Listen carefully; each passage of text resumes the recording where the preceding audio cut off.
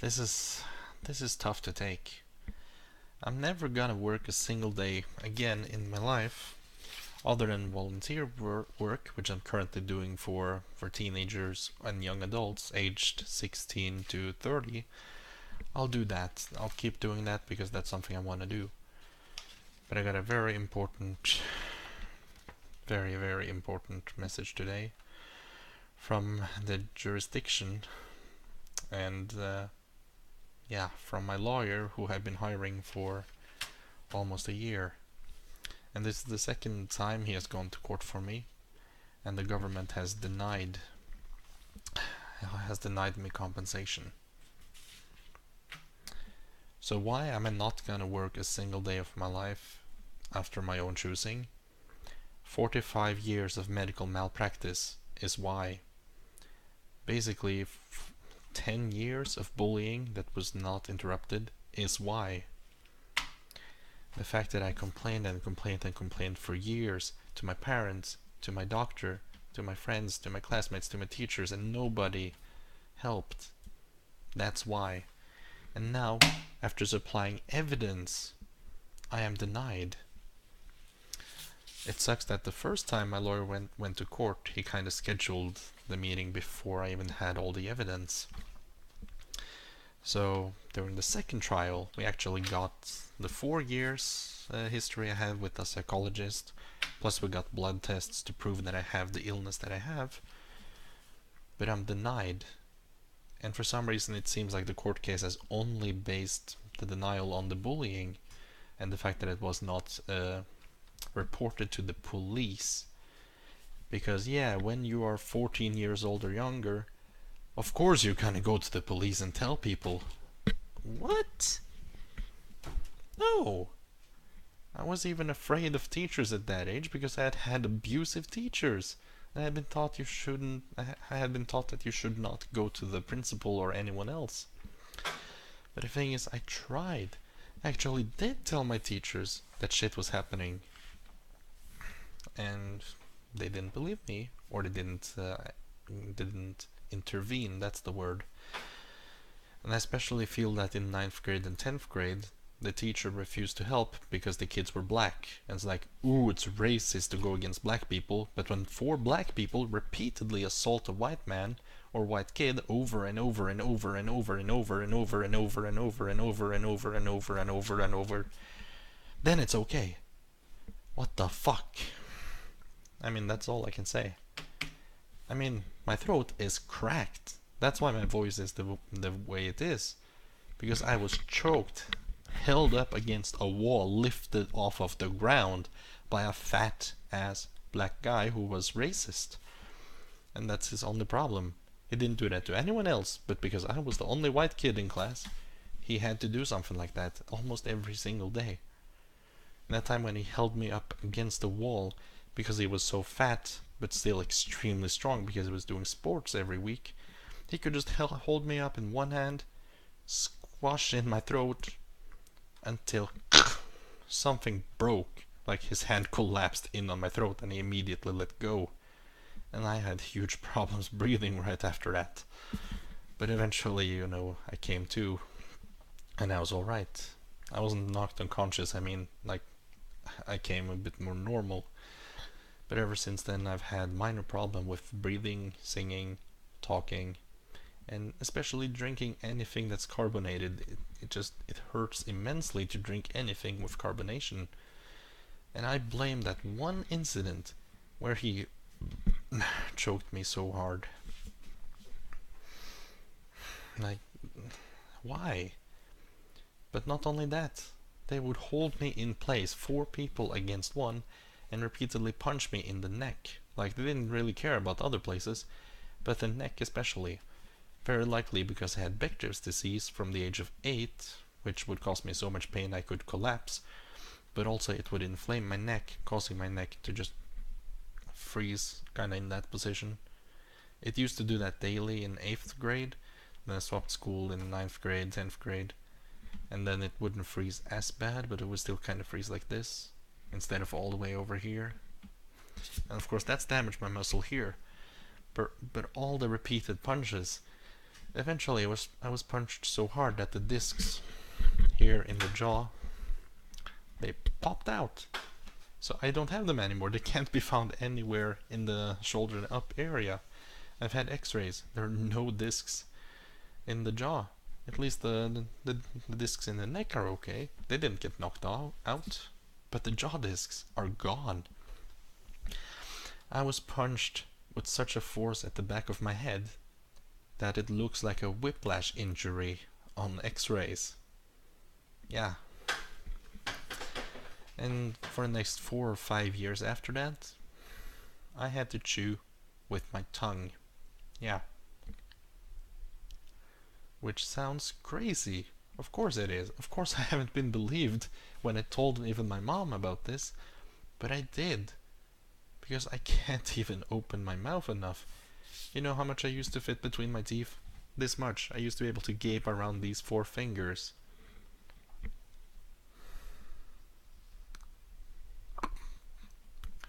I can barely do 2 now. I've lost half of my, what should we say, jaw movability. And yeah, it cracks here because it's bone scraping against bone. Yeah. Now, at least according to the calculations that I did myself, not even counting in the bullying and stuff, due to roughly plus minus 45 years of medical malpractice, meaning lack of medical treatment or wrong medical treatment, like for instance the 10 years I didn't have my Victris medication, or for the 6 years where I was on antibiotics, because of a mix of all of this, it's reached roughly 45 years combined. And that was only over a 10-year span. And when I think about that one case with a cancer patient who had his cancer 10 years delayed in diagnosis, he got 10 million. So 1 million a year. Well, his stuff was lethal. My stuff was not all lethal, even though some of it kind of was. So I would say half of that sounds reasonable, like 500,000 a year per, not per illness, but since I've already taken all the illnesses and spread them out and then just done a collective span here of 45 years, I would say 500,000 per year, plus minus maybe. But still, it feels a little too much to. No, wait. It feels too little, I mean, to get 22, 23 million. But that's where the bullying comes in, where I was left defenseless.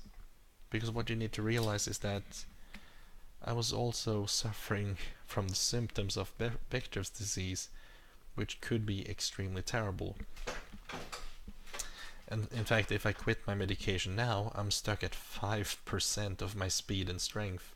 I will struggle to lift a frying pan if I can even do that. And I will walk to that window from my chair in roughly 70 seconds, which is crazy. But of course it was different back then. Back then I was stuck at maybe 40% of my strength. So when you have 4 people against me, it's not really 4 people against 1 man, it's 4 people against less than half a man. And at times I felt like I was stuck at even lower than 40%. But we can take an example from high school, when I was actually not as bad as I used to be back when all the bullying was happening. Like, you can think that this is 3 years after I was bullied last in high school. So we're in high school and all the guys have to lift 50 kilos on a, is it called bench press in English? Where you're lying on top of a bench and you have to push, you need to push a weight up. The guys do 50 kilos and the girls do 30 kilos. And here's the thing, even that short little redhead who was like this height, yeah, I'm sitting and she's this height, she would be like here normally, right? Even she did the 30 kilos. And I try and just, nope, can't even lift it off of the rack. So what does the gym teacher do? He takes off the weights and I can't do the rod. Yeah. 18-year-old me can't even lift the rod when guys my age could lift the rod plus 50 kilos and all the women in class could do 30 kilos. You can imagine how that feels like and how embarrassing it is and how bad you feel. And yet this is all caused by injury, medical malpractice, or medical conditions. And that shit is what I've had to live with from the age of 8 and onwards, maybe even before the age of 8. And that's why I'm now gonna refuse to work a single day for the rest of my life. Because I honestly do believe that I deserve right around 30 million Norwegian kroner. And now that they refuse to give justice to me, now that they refuse to take away the education of those people who hurt me so bad it's actually illegal, so bad that they should be in jail, I'm protesting. I'm saying nope. Well, if you refuse to give me compensation for breaking my human rights and for not intervening, for not giving the proper medication, for not protecting me, yeah, I'm gonna sit on welfare for the rest of my life because this is fair. Because either I get the money now so I can do something, so I can invest it, so I can maybe get a script writer or screenwriter to help me finish my movie 100%. Since it's missing like 5 minutes, there's like a 5-minute place in my movie script that I haven't quite been able to figure out what to do. Like I've written 3 different scenarios and I don't like either. But overall the movie is still pretty good even with that kind of flawed 5-minute span. But then there's also my anime which I'm working on, which I was hoping to finish and then hire an artist. But without this money, that's gonna be hard to do. So yeah, I'm not gonna work, but I might do volunteer work and I might still try to help teenagers and young adults with mental health problems, because that's what I want to do. And I want to be part of this organization that I've joined, and I'm one of the 4 leaders in this sector where I live. And I'm hoping I can do some good to other people who have been in my situation. And in my spare time, over the next actually my life plan's ruined now, but I guess every now and then I'll try to finish my anime / cartoon, which I want to write for people, and I'll maybe eventually try to get my movie out there. But yeah, other than working on the movie and the anime, I'm not gonna do anything that pays me directly, I think. And it sucks. I mean, I had my whole life ahead of me, yet all my opportunities were taken away by the wrong parents, the wrong grandparents, because they didn't even report that they had genetic disorders that I could inherit, so it's kind of their fault as well. Then doctors who didn't do even a blood test over the course of 10 years, a single blood test would have saved me. Classmates that were assholes or didn't care, didn't listen to the problems, the teachers that didn't intervene, so on and so forth. Like all my opportunities were taken away. If anything, I proved during my whole school time that I tried, and I tried, and I tried, and I didn't let anything slow me down. I was just a wall, but I was also kind of like the Hulk, and I just kept pushing forward. I kept moving forward and moving forward until I hit another wall, which was that Bechd's diagnosis when I was 18, 19, roughly around there. And that's when my whole world started to collapse. And the wrecking ball on top of it all was that university in England where I tried to study so I could actually get a usable degree. Where that university betrayed me, lied to me, stole my money, forced me to go down in weight from 77 kilos down to 50 kilos because I didn't have food. And I experienced my mom's own delusional mental state where she refused me food when I came back home. So I kept starving until I had starved for a total of 4 months, 2 of them in England, 2 of them at home. And that's when I first got real welfare money. And I instantly gained weight. Just a few weeks of eating food and poof, 85 kilos. Over the next year I go up to 107 kilos. Like, what else can I do? I'm protesting. I think I'm entitled to the life I have now. Okay? Because I've suffered for so long and I've worked so hard. And I have nothing to show for it. I don't have a useful degree. I don't have many skills. But I have me and I love me. I love the person I am. And I love living by myself in an apartment. I love waking up in the morning, sitting on the PC. And without money to support these hobbies, or to support my work, I'm not gonna play it the government's way. They're gonna have to take care of me. Because this is wrong. It's wrong. When I worked so hard to take it all away.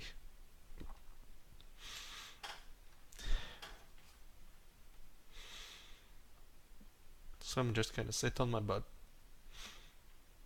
and leech off of welfare. Because that's the only solution, really. That's the only way I can get any type of justice. Because what I had to work through here, this crap I had to work through here, that never paid off, and it had the chance to pay off now to make justice. But instead, these experiences that I worked so hard for, they're now gonna pay in welfare instead. And I don't know if I can see another way, but for now this is what I'm gonna do.